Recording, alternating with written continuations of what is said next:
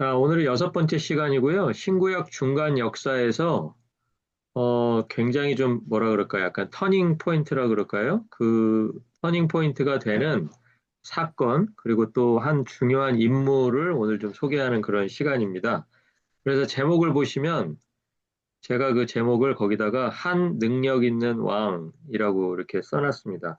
한 능력 있는 왕은 밑에도 나오지만 혹시 연필 있으시면 한번 옆에다가 써주시면 다니엘 11장 3절에 나오는 말입니다. 이 제목은 제가 만든 게 아니고요. 예, 다니엘 11장 3절에 나오는 그 단어를 거기다가 이제 그대로 갖다가 적었습니다.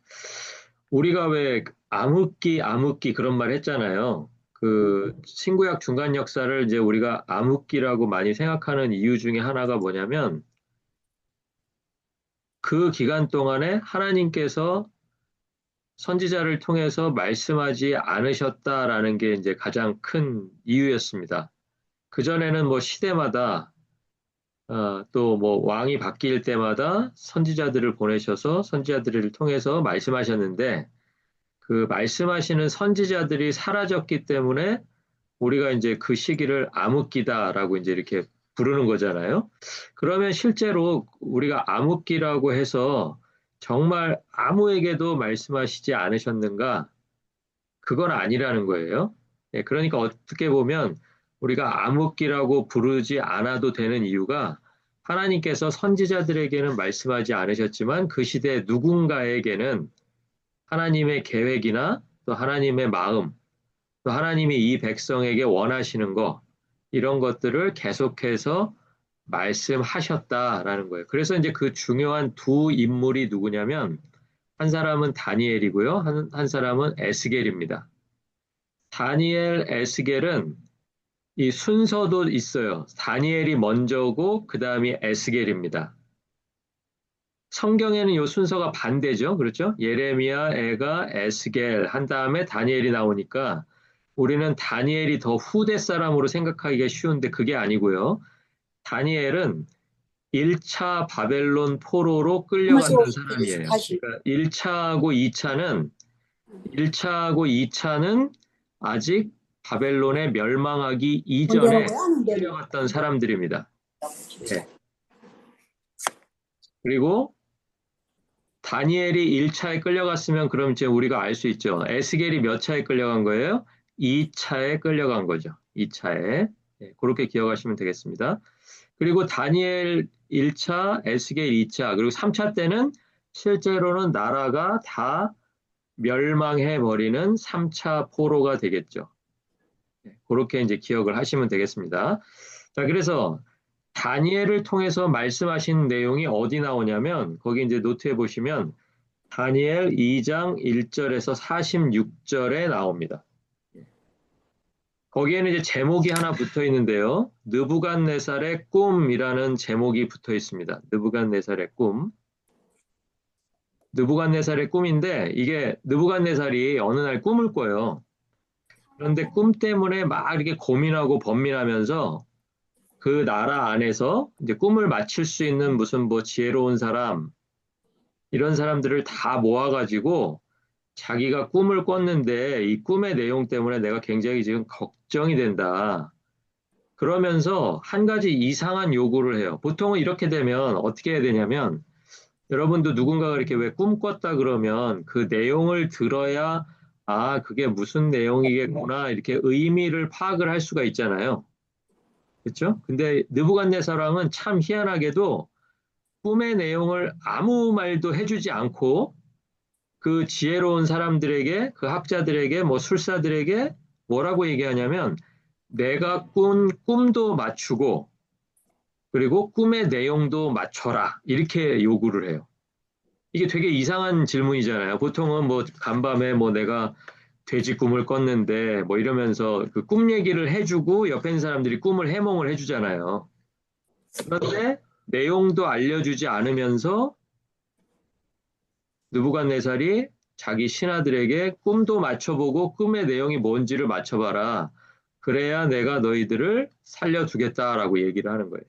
그때 이제 다니엘이 나타나서 느부갓네살 왕이 꾼 꿈의 내용도 이야기해 주면서 그 꿈이 무슨 뜻이다라는 것을 이야기해 주는 부분이 바로 다니엘 2장 1절부터 46절까지라는 거예요.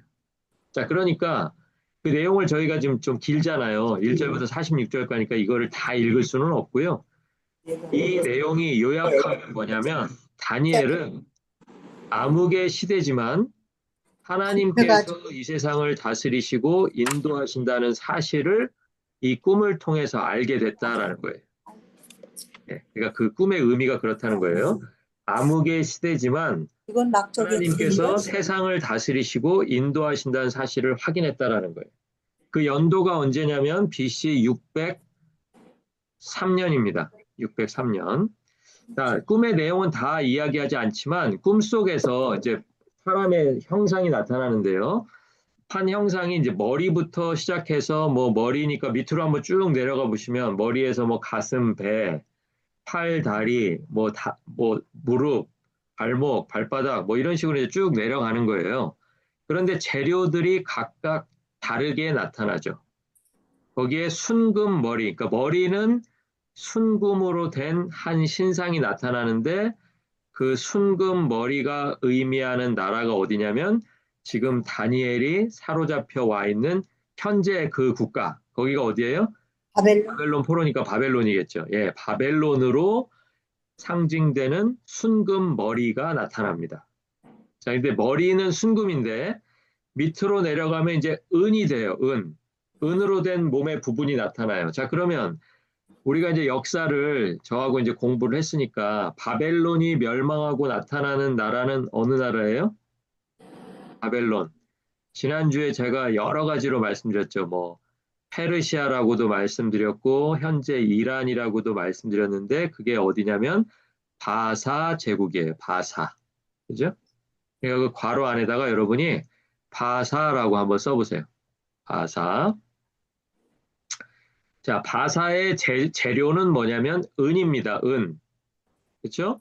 재료가 달라졌어요. 그런데 그게 이제 한 신상 안에서 그 부분에 따라서 지금 재료만 달라진 거예요. 자, 그 다음 부분은 이제 놋인데요. 놋은 이제 뭐 뭔지 아시죠? 왜 우리 뭐 숟가락, 젓가락, 또 그릇 만드는 그런 재질이잖아요. 예, 자, 놋인데 바사 제국이 멸망하고 나면 그 다음에 등장하는 게 어디예요? 예, 바사 제국이 멸망하고 나면 그 다음에는 헬라 제국이 등장합니다. 헬라. 헬라는 다른 말로는 그리스라고 이해하시면 되는데 정확하게는 그리스와 마게도냐입니다. 왜냐하면 그 알렉산드로스가 마게도냐 사람이거든요. 그러니까 마게도냐 사람인 알렉산더가 그리스와 바사 제국을 다 통일해버린 그 제국이 어디냐면 헬라 제국이에요. 자, 그러니까 그 놋 다음에 괄호에는 여러분이 헬라라고 이렇게 써놓으시면 됩니다. 그렇게 기억을 하시고요. 헬라. 자, 그러면 이제 헬라 제국이 쭉 유지가 되다가 헬라 제국이 누구에게 망해요? 누구에게? 여러분이 잘 알고 있는 예수님 시대에는 누가 대장이었어요? 전 세계에. 예수님 시대. 예수님 시대는 로마가 대장이었죠. 로마. 그러니까 로마 총독이 와서 다스리고 또 뭐 로마 황제에게 뭐 바울을 잡아서 보내고 뭐 이런 일들이 벌어지잖아요. 신약 시대에. 그러니까 그 당시에는 로마가 전 세계의 주인이었어요. 자, 그러니까 쇠에 해당하는 그 제국은 누구다? 로마다. 그죠? 로마 제국. 자, 그리고 또 쇠와 진흙이 나옵니다. 쇠와 진흙. 그러면 거기에다가는 뭐라고 쓰시면 되냐면 로마 이후라고 쓰시면 됩니다. 로마 이후. 예, 로마 이후. 자, 그래서 이제 이렇게 신상이 머리에서부터 쭉 따라 내려가면 순금 머리였다가 또 밑으로 내려갈수록 은으로 된 부분, 놋으로 된 부분, 쇠로 된 부분, 또 쇠와 진흙으로 된 부분. 근데 여러분 생각해 보세요. 쇠하고 흙하고 있으면 거기가 단단하게 붙어 있겠어요? 아니면은 쉽게 부서지겠어요? 어떻게 되겠습니까? 쇠하고 흙하고는 그게 서로 붙을 수 있는 재료가 아니죠. 그렇죠? 예, 그러니까 쇠는 쇠고 흙은 흙이에요. 그냥 모양은 붙어 있는데 실제로는 따로따로 된 거나 마찬가지인 시대. 그게 바로 언제예요? 로마 이후, 로마 이후가 되겠습니다. 자, 그런데 이 신상이 멀쩡하게 서 있다가 돌이 하나가 공중으로 붕 떠가지고 이 돌이 이 신상을 땅 때려가지고 넘어뜨리는 꿈을 꾼 거예요. 자, 그러니까 지금 느부갓네살은 자기가 지금 바벨론의 왕이니까 어디에 해당돼요? 어디에 해당돼요? 머리에 해당되는 거겠죠. 신상의 머리에 해당되고 순금 머리에 해당될 만큼 지금 온 세계의 주인이 되어 있습니다. 자, 그런데 시대가 가고 가고 지나가서 결국에는 언제 무너져 버려요? 손대지 아니한 돌이 떠오를 때, 손대지 아니한 돌이 그 신상을 칠 때 지금까지 버티고 있었던 뭐 순금이나 은이나 노시나 쇠나 쇠와 진흙으로 이루어졌던 그 신상이 무너지고 그 돌이 온 세계에 가득하게 된다라는 내용의 꿈을 꾼 거예요. 그러니까 이 꿈의 내용이 뭐라고요? 아까 위에서 말씀드렸지만 꿈의 내용이 하나님께서 세상을 다스리시고 인도하신다. 지금 현재는 다니엘은 지금 어디에 와 있어요? 어디에? 바벨론의 포로로 잡혀와 있지만 나라도 잃어버리고 자기 몸도 하나 자유롭게 다닐 수도 없는 그런 시대지만 결국 이 시대도 누가 다스리신다? 하나님께서 다스리신다라는 것을 말씀해 주셨다라는 거예요. 그런데 다니엘에게 직접 얘기하신 게 아니라 느부갓네살이라는 이방 왕의 꿈을 통해서 그것을 깨닫게 하신다라는 거예요. 그러니까 하나님께서 암흑 시대지만 하나님의 사람들에게 말씀하고 계세요? 안 하고 계세요? 예, 말씀하고 계세요. 그게 요점이에요. 그게 중요한 점이에요.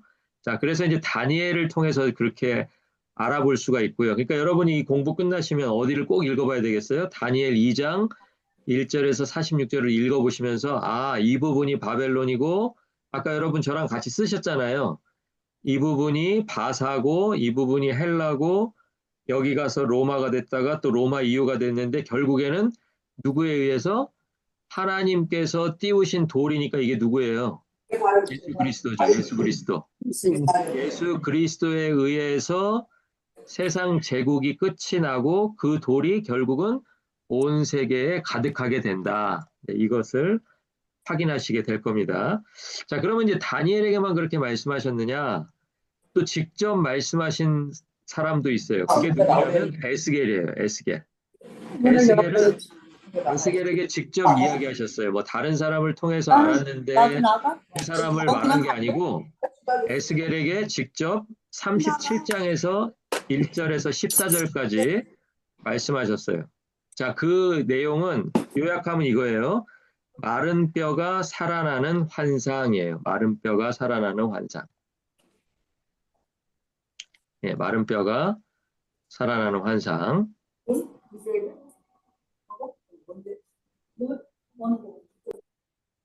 자, 유다가 지금 멸망해 있잖아요. 에스겔이 지금 몇 차 포로라 그랬어요? 몇 차?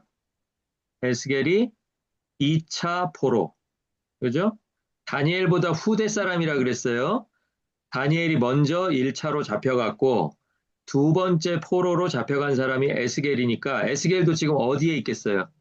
어디에? 바벨론에 있는 거죠. 예. 바벨론에서 이 환상을 본 거예요. 어느 날 환상을 보여주시는데 내용은 뭐 여러분 보시면 금방 알지만 골짜기에 뼈만 있는 거예요. 뼈만 있다가 하나님께서 뼈에 대해서 일어나라라고 말씀하시니까 그 뼈들이 어떻게 돼요? 뼈가 뼈끼리 서로 맞춰지고 뭐 힘줄이 생기고 뭐 인대가 생기고 껍질이 생기고 나중에 거기다 숨을 불어 넣으니까 살아났다라는 이제 그런 내용이거든요. 이 내용도 이제 꼭 여러분이 읽어서 확인하시기를 바랍니다.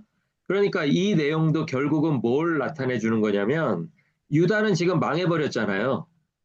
유다는 지금 망했어요. 근데 에스겔도 지금 바벨론의 포로로 잡혀와 있습니다. 자, 그런데 하나님께서는 누구를 살리실 수 있는 분이에요? 자기 백성을 살리실 수 있는 분이라는 거예요. 자기 백성이 지금 어디에 있어요? 골짜기의 마른 뼈같이 이방 땅 바벨론에서 마른 뼈처럼 지금 흩어져 있단 말이에요. 근데 마른 뼈처럼 흩어져 있는 그 이스라엘 백성들을 하나님이 원하시면, 하나님이 말씀하시면 언제든지 일으켜 세울 수 있다라는 것을 에스겔에게 말씀해 주시는 거예요. 그러니까 구약 역사 중에서 이스라엘로 보면, 이스라엘 기준으로 보면 이때가 가장 어두운 시기죠. 나라도 없어지고 성전은 불타고 성벽도 무너지고 뭐 똑똑한 사람들, 뭐 쓸만한 사람들 다 잡혀가고 세 번에 나눠서 잡아갔잖아요. 그런 시대지만 하나님은 여전히 말씀하고 계신다. 예. 선지자들을 통해서 말씀을 안 하셨다 그래서 암흑 시대가 아니고 선지자들을 통해서 말씀하시지는 않으시지만 다니엘이라는 사람을 통해서 또 에스겔이라는 포로를 통해서 여전히 말씀하고 계신다. 자, 그러니까 우리가 에스겔을 통해서 깨닫는 건 뭐냐면 말씀을 듣는 사람은 환경이 어떠하든지 간에 하나님 앞에서 일어나서 서게 된다. 그 내용이 이제 그런 내용이거든요. 나중에 뼈들이 일어나서 보니까 뼈로 이렇게 조각조각 있을 때는 그 사람이 살았을 때 어떤 사람인지 알 수도 없잖아요. 그죠? 뼈만 봐서는 이게 또 몇 사람인지도 모르고. 근데 뼈들이 맞춰지고 살이 오르고 피부가 붓고 하면서 나중에 생기가 들어가서 살아나 보니까 이 사람들이 누구라고 거기서 성경에서 말하냐면 큰 군대였다라고 이렇게 얘기를 해요. 큰 군대. 그러니까 뼈일 때는 누군지 모르던 그런 뼈인데 살아나고 보니까 큰 군대라는 거예요. 그러니까 군대는 뭐 하는 사람들이 군대예요? 싸우는 사람이 군대죠. 그런데 군대가 그냥 무작정 싸우는 게 아니라 지휘관이 지휘하는 대로 싸워요. 그러니까 이 뼈들은 지금 군대가 됐다는 얘기는 누구의 뜻대로 싸우는 군대라는 뜻이에요.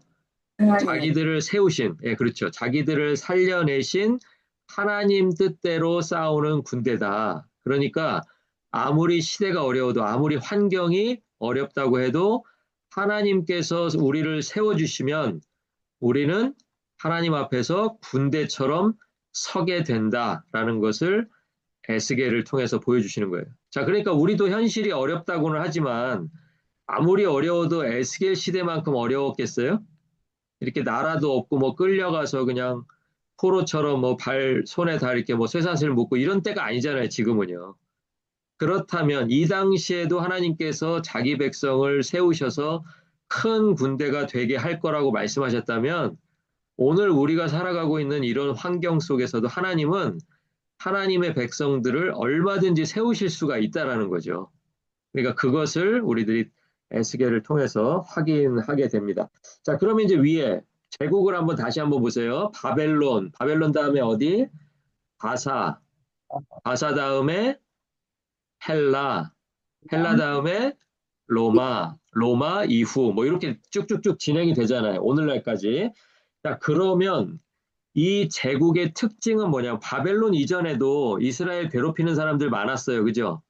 뭐 대표적으로 블레셋도 있었고, 뭐 모압, 암몬, 아람, 또 아수르 뭐 이런 나라들이 있었는데 이런 나라들과 바벨론부터 시작하는 제국의 차이점은 뭐냐면 동양과 서양을 다 통치했다라는 특징이 있어요.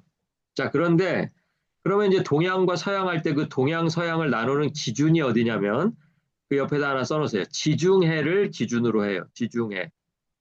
자, 지중해라는 바다는 이스라엘의 서쪽에 있는 바다입니다.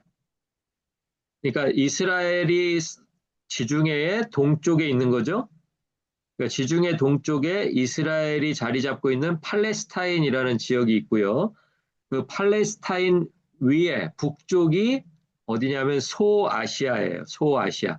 우리가 지금은 그 부분을 터키라고 부르죠. 튀르키예. 튀르키예라고 부르는 소아시아예요. 자, 소아시아에서 그럼 이제 지중해를 넘어가면 지중해 서쪽으로 가면 거기에는 뭐가 있냐면 마게도니아하고 그리스가 있어요. 그리고 더 서쪽으로 가면 어디가 있냐면 유럽이 있어요. 예. 그렇게 이제 머릿속에다 집어넣어 놓으시면 돼요. 자, 그러면 이제 언제 그러면 동양과 서양이 지중해를 사이에 놓고 지중해 동쪽에 있는 나라와 지중해 서쪽에 있는 나라가 언제 처음 부딪혔을까? 그게 처음 부딪힌 때가 언제냐면 페르시아 전쟁에서 처음이에요. 그게요. 그러니까 누구랑 누구랑 붙은 거냐면 그리스와 페르시아, 바사죠, 바사. 지난주에 제가 말씀드렸죠. 페르시아라고 써놓으면 그게 바사 또는 오늘날의 이란 이렇게 이해하시면 된다 그랬죠. 자, 그리고 여러분이 마라톤이라는 게 어떻게 생겼는지 여러분 어렴풋이 들으신 기억이 있을 거예요.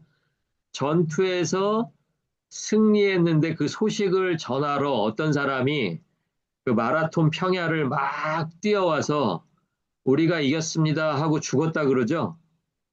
그래서 그 전해준 그 사람을 기념하기 위해서 그 사람이 달려온 거리를 재보니까 그게 오늘날 마라톤 뛰는 거리였다고 그렇게 얘기를 해요. 뭐 사실인지 아닌지 뭐 직접 재봤는지 모르겠지만 그게 이제 마라톤의 시작이에요. 그래서 뭐 그 마일로는 한 26마일 뛰나요? 뭐 한 그 정도 뛰나요? 그리고 뭐 킬로로 하면 42km 좀 넘게 뛰는 그 마라톤. 그 마라톤 전투가 동양과 서양의 첫 번째 충돌이었어요. 자, 그때 그 페르시아는 누가 왕이었냐면 다리오라는 사람이 왕이었어요. 다리오. 다리오. 네, 다리오라는 사람이 왕이었고요. 이 다리오라는 사람 지난번에 설명드렸죠? 누구였어요? 조서를 내려서 다시 성전을 지어도 좋다라고 조서 내려준 사람. 예, 원래는 고레스 왕이 내려줬었는데 20몇 년 지나면서 이제 방해꾼들이 막 생기니까 나중에 다시 하려고 그랬더니 니네 누구 허락받고 하냐 막 그랬다 그랬잖아요. 예, 그러니까 이제 다리오 왕이 그 조서가 우리 할아버지의 조서다 맞다. 그대로 해도 된다라고 확인해줘서 다시 성전을 막 이렇게 짓게 했던 그 왕이 바로 바사의 다리오 왕입니다. 자, 그 바사의 다리오 왕이 팔레스타인과 소아시아만 다스리는데 만족하지 않고 지중해를 건너서 그 마게도냐와 그리스까지도 내가 좀 차지해야 되겠다라고 쳐들어간 전투가 바로 마라톤 전투였던 거예요. 페르시아 전쟁이었던 거예요. 자, 그래서 그 당시에 쳐들어가 보니까 그리스는 한 나라로 이루어진 게 아니라 그리스라는 지역 안에 조그맣게 조그맣게 이렇게 개별 도시국가, 도시를 중심으로 지금 같으면 예를 들면 LA가 하나의 나라, 뭐 워싱턴 DC가 하나의 나라, 뭐 시카고가 하나의 나라 이런 식으로 나라를 이루고 살았던 거예요. 그걸 이제 우리가 뭐라고 부르냐면 폴리스라고 부릅니다. 폴리스. 예. 그 중에 이제 잘 알려진 폴리스가 여러분 잘 아시는 아테네라고 많이 들어보셨죠? 아테네? 아테네라는 폴리스가 있고 스파르타라는 폴리스가 있어요. 예. 아테네, 스파르타는 전부 다 그리스에 속해 있는 국가 이름입니다. 그래서 스파르타는 뭐 스파르타식 훈련 뭐 이런 말씀 많이 들어보셨을 거예요. 군사를 굉장히 잘 길러가지고 숫자는 작음에도 불구하고 외부에서 적들이 쳐들어왔을 때 아주 용맹하게 싸웠던 도시국가가 바로 스파르타입니다. 그래서 우리가 뭐 공부할 때도 뭐 스파르타식으로 공부해야 된다 막 이런 얘기를 들으면서 저희가 자랐던 그런 기억이 있습니다. 어디 있는지도 몰랐는데 그냥 막 스파르타 스파르타 그렇게 얘기를 했던 기억이 나요. 자, 그랬는데 이제 두 번째 충돌은 언제냐면 BC 480년인데요. 연도는 중요하지 않지만 왕이 중요합니다. 왕에다가 한번 동그라미 한번 쳐보시고요. 아하수에로 왕입니다. 아하수에로. 아하수에로. 아하수에로 왕인데 아하수에로 왕은 이제 그 아버지가 다리오 왕이었던 거예요. 아하수에로 왕은 지난 시간에도 설명드렸지만 이게 우리가 어떻게 기억하고 있는 왕이에요? 아하수에로가? 아하수에로. 에스더의 남편이죠. 에스더. 예, 왕비 에스더. 예, 그 아하수에로. 그 아하수에로가 아버지가 이제 패배하고 왔는데 아버지가 안 되는구나. 그러면 이제 포기를 하면 사실 되잖아요. 지중해 이쪽 동쪽만 차지하고 있어도 얼마나 큰 나라입니까? 127개 행정구역을 가진 나라였잖아요. 바사제국이요. 자, 그런데 거기에 만족하지 않고 아버지가 못다 이룬 꿈을 나라도 이루어야지 하고 또 쳐들어갑니다. 또 쳐들어가서 이겼을까요? 졌을까요? 또 지고 돌아와요. 그게 이제 살라미스라는 바다에서 펼쳐진 살라미스 해전입니다. 해전. 바다에서 싸웠는데 또 안 된 거예요.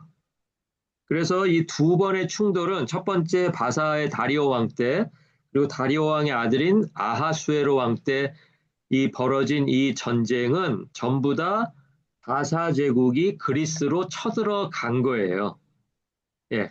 자, 그런데 세 번째는 이제 상황이 좀 많이 달라져서 세 번째는 이제 한 150년이 지났어요. 150년 동안 전쟁이 없었어요. 어디랑?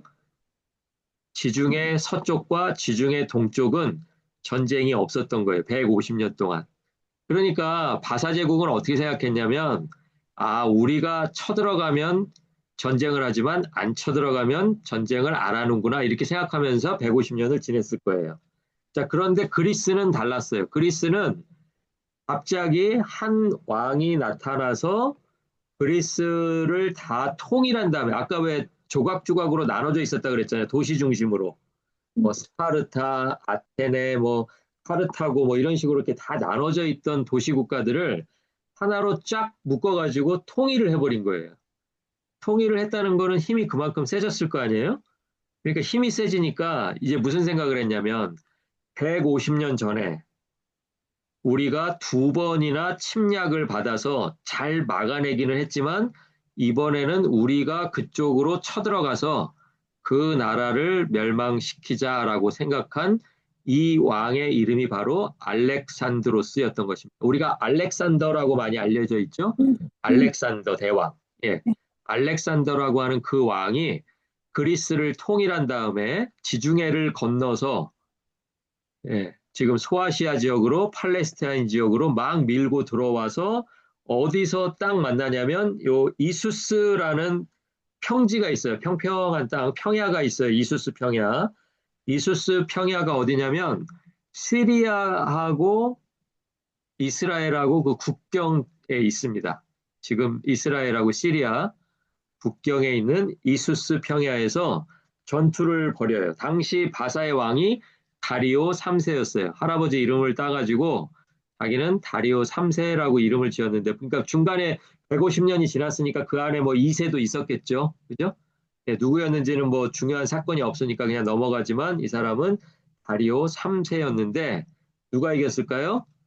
알렉산드로스가 다리오 3세를 물리치고 헬라 제국으로 넘어가 버립니다. 그러니까 바사 제국이 멸망하는 결정적인 전투, 그게 바로 알렉산드로스와 벌였던 이수스 전투, 이렇게 기억을 하시면 되겠습니다.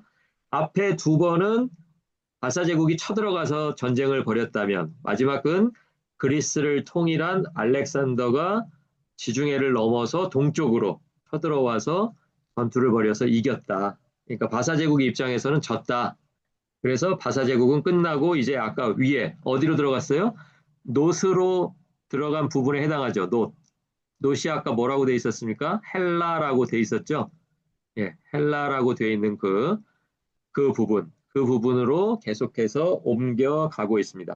그래서 이제 성경은 이 알렉산드로스를 다니엘 11장 3절에서 능력 있는 왕이라고 이렇게 소개하고 있습니다. 그러니까 제가 아까 위에다 맨 위에다 제목 하나 적어놨죠.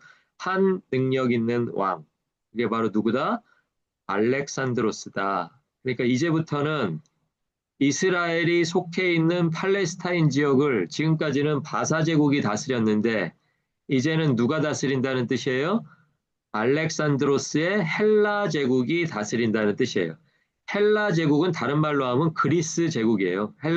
헬라어가 그리스어거든요. 그러니까 헬라 제국이라는 거는 그리스 제국을 뜻하는데 그 그리스 제국의 통치를 받게 된다. 자, 그러니까 이제 몸의 파트가 옮겨갈 때마다 주인이 바벨론이 됐다가 또 바사가 됐다가 뭐 헬라가 됐다가 이제 아직 배우진 않았지만 나중에 또 어디까지 갈 거예요? 로마까지 가고 나서 이제 예수님 오시는 데까지 저희가 공부할 거잖아요. 계속 거기까지 나갈 건데 그 제국들이 계속 그렇게 바뀌어도 사실상 역사의 주인은 누구시다? 하나님이시다. 그래서 하나님께서 지금 준비하신 손대지 아니한 돌. 다른 말로 하면 예수 그리스도가 이제 오셔서 그 제국들을 무너뜨리고 그 돌이 온 세계에 가득하게 된다. 그러니까 돌이 온 세계에 가득하게 된다는 건 뭐예요? 그 그리스도를 따르는 그 사람들, 그 그리스도의 복음을 따르는 그 그리스도의 복음이 온 세상으로 점점 점점 전파되어 나간다. 이런 뜻이겠죠? 예, 그전에는 이제 군사로 정복하는 시대였다면 이제 하나님께서 준비하신 그 돌을 통해서는 복음으로 전 세계가 정복되는 그 시대가 열리게 되는 그 출발이 바로 예수 그리스도가 오심이다. 이제 이렇게 미리 정리를 해드립니다. 자, 그리고 이제 마지막 단락에 가시면 BC 323년, 그러니까 아까 바사 제국이 멸망한 연도가 있었죠. 아까 바로 위에 보시면 몇 년이었죠? 바사 제국의 멸망 연도가 BC 333이었습니다. 그렇죠? 333. 자, 그런데 333에요. 알렉산더가 몇 살이었냐면 23살이었어요. 23살. 그러니까 전 세계를 통일했을 때 나이가 23인데 BC 323년에 알렉산드로스가 죽어요. 근데 죽을 때 나이가 33밖에 안 된 거예요.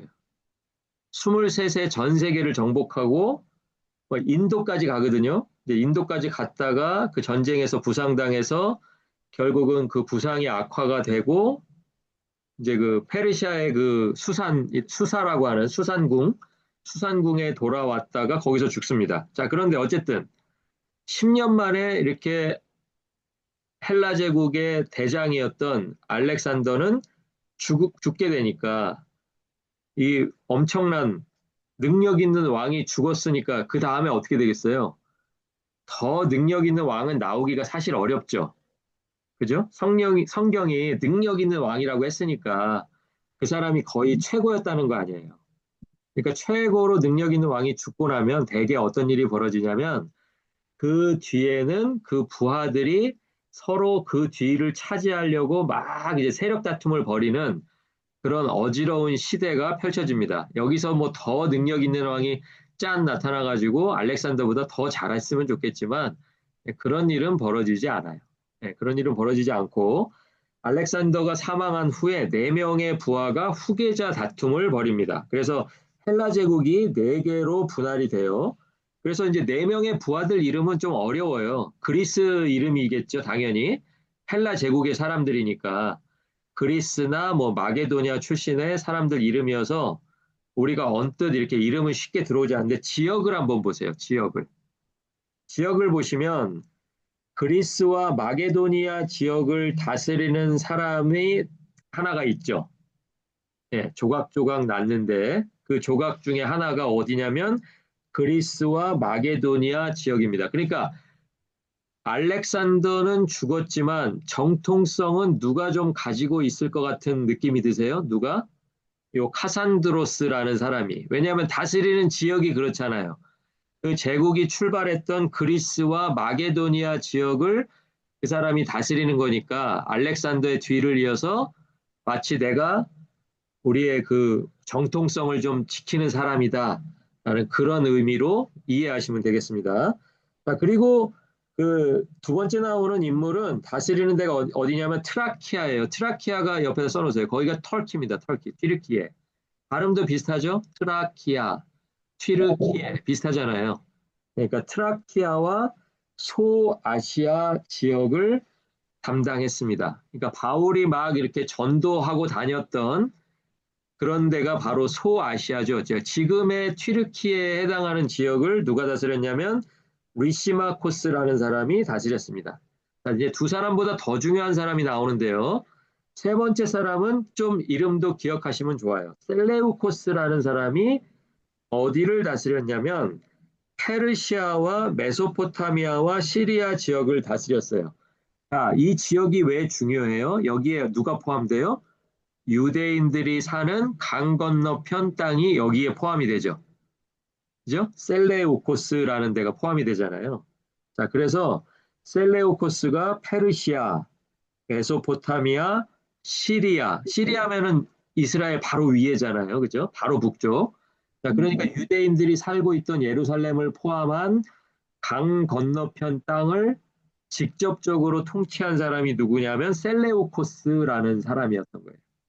자, 그리고 마지막으로 나오는 프톨레마이오스가 또 이집트와 팔레스타인 지역을 다스리게 됐으니까 이 두 사람이 직접적으로 상관이 있는 거예요.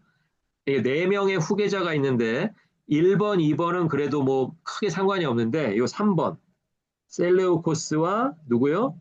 팔레스타인 지역을 다스리는 프톨레마이오스 이 두 사람이 이 유대인들에게는 관심사죠. 왜냐하면 자기들을 직접적으로 지배할 사람들이니까.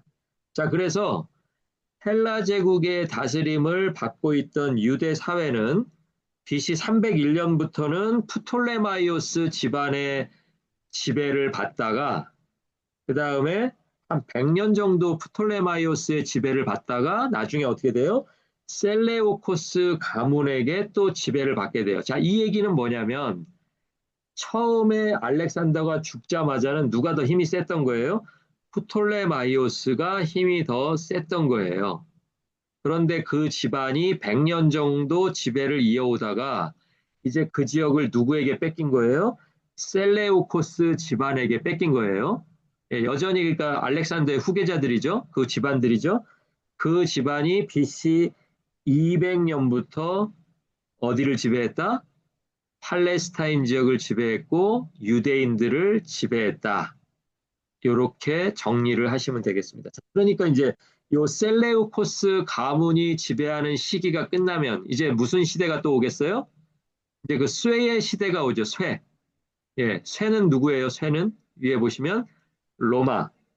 예, 로마가 이제 셀레우코스 왕조로부터 팔레스타인과 유대인에 대한 지배를 어떻게 빼앗아 가는지, 또 유대인들은 그 변화 속에서 어떤 영향을 받고 또 하나님께서는 누구를 통해서 그 시대에 하나님의 뜻을 전달했는지, 이런 이야기들을 우리가 앞으로 계속 한번 해나가 보려고 생각하고 있습니다. 오늘 준비한 내용은 여기까지고요. 오늘 그 내용이 짧지만 여러분이 다니엘서 그리고 에스겔서를 통해서 이런 내용이 암흑시대 하나님의 백성에게 하나님께서 해주시는 말씀이었구나.